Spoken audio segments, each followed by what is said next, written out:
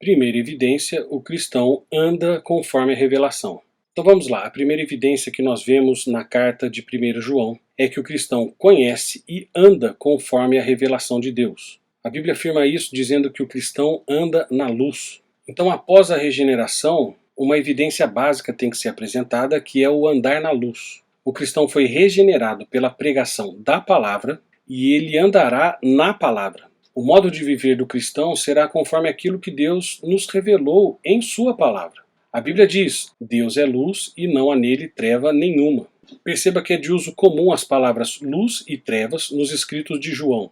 Mas o que isso quer dizer? De bate-pronto, sem pensar muito, traz a ideia da diferença entre luz e trevas, bem e mal, santo e profano. Porém, quando João escreve que Deus é luz, não só denota a pureza moral de Deus, mas também indica que ele se faz conhecido, ele se revela. O Deus das Escrituras não está escondido no escuro, ele é luz. Ele se revelou à humanidade mediante a criação, a história, a providência e as Escrituras. Obviamente, especialmente por meio da encarnação e obra redentiva de Jesus Cristo. Essa compreensão, esse entendimento, fica mais evidente quando consideramos o contexto histórico de João. A igreja, na época de João, estava enfrentando um falso ensinamento, o gnosticismo. Gnosticismo era uma mistura de filosofia grega com misticismo judaico e cristianismo. Era uma religião esotérica, repleta de mistérios, segredos e um Deus escondido.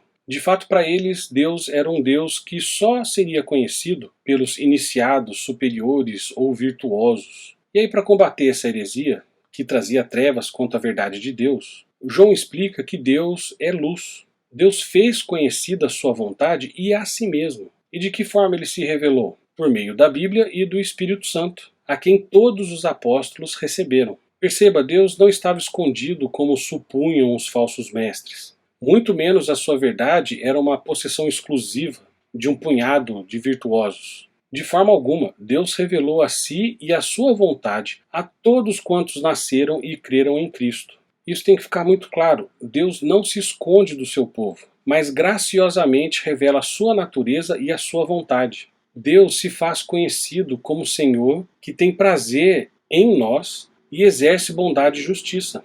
Deus faz questão de nos dizer o que é bom e o que ele requer de nós. Até porque ele deu uma profecia a Jeremias e ele cumpre essa profecia quanto ao seu conhecimento na nova aliança. Deus diz: não ensinará jamais cada um ao seu próximo, nem cada um ao seu irmão, dizendo: conhece ao Senhor, porque todos me conhecerão, desde o menor até o maior deles, diz o Senhor. Então, nesta evidência, o desejo e o esforço em conhecer bem a Bíblia é essencial. Para terminar esse vídeo, deixa eu colocar uma diferença entre preguiça e desinteresse. O verdadeiro cristão, ele sabe que é essencial o conhecimento bíblico. E ele pode até ter preguiça quanto a isso. Afinal, a carne milita contra o espírito. Mas ainda assim, o cristão tem certeza da importância em estudar e conhecer mais a Bíblia. O que é diferente de desinteresse. O cristão nunca terá desinteresse quanto à palavra de Deus. Ele pode até ter preguiça em estudar, mas desinteresse nunca. Porque ele sabe que a Bíblia é a palavra de Deus. E se ele é filho de Deus, faz parte do povo de Deus, ele nunca vai achar isso bobo, ele nunca vai achar isso desinteressante.